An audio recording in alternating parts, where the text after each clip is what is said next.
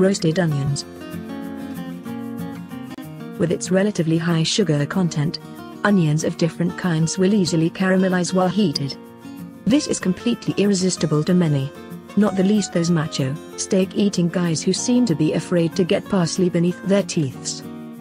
It is sometimes argued that onion and garlic cause a fiery temperament, and don't go well with spiritual activities such as meditation.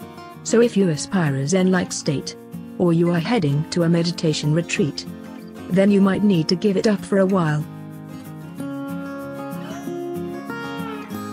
Hummus. This delicious and filling dish has its origin in the Middle East. It is made out of well-soaked and cooked chickpeas, which are blended with olive oil, garlic, cumin and lemon juice. Real hummus also contains tahini, a paste made of sesame seeds. If you are one of those who is allergic to seeds, or just don't have any in your fridge, then good news is that it actually tastes quite great without this ingredient as well. But let's keep this as a secret.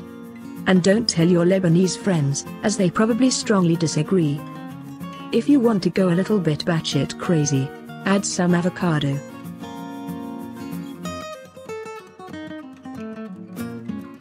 Guacamole. Needs no introduction, but maybe a reminder? Creamy and seducing, yet with a kick of lemon and garlic.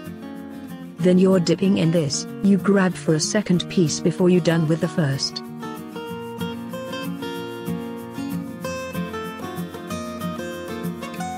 Dosa. This interesting pancake from South India is made of fermented rice and lentil flour. Sometimes chickpeas are used, spices and water. Nothing more is required. Needs some planning as the batter needs to sit many hours, or possibly even overnight. Keep in mind that beans can make you sick if not properly cooked, so make sure following a legit recipe. If you take the time and do it right, you will be rewarded with a surprisingly crispy pancake. Often filled with vegetables and potatoes and eaten like a whole dish, rather than a dessert.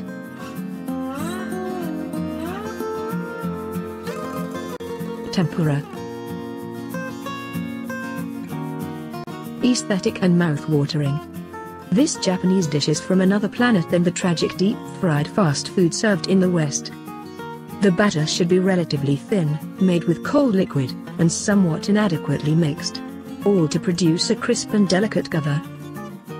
The oil is also very important. If it is not warm enough, too much oil will be absorbed. And if it is too warm and starts to smoke, it's destroyed. It has been claimed that in Japan, the very best tempura restaurants will only use the oil once, and thereafter sell it to a somewhat less good restaurant, which, in turn, will sell to yet another restaurant. After several recyclings, it will end up in a simple street stall. True or just an urban legend? We need to consult a Japanese friend about this. Sadly, the cheap oils which are very common in large parts of the world today, tolerate heat poorly, get a rancid unpleasant taste, and will make your food really unhealthy.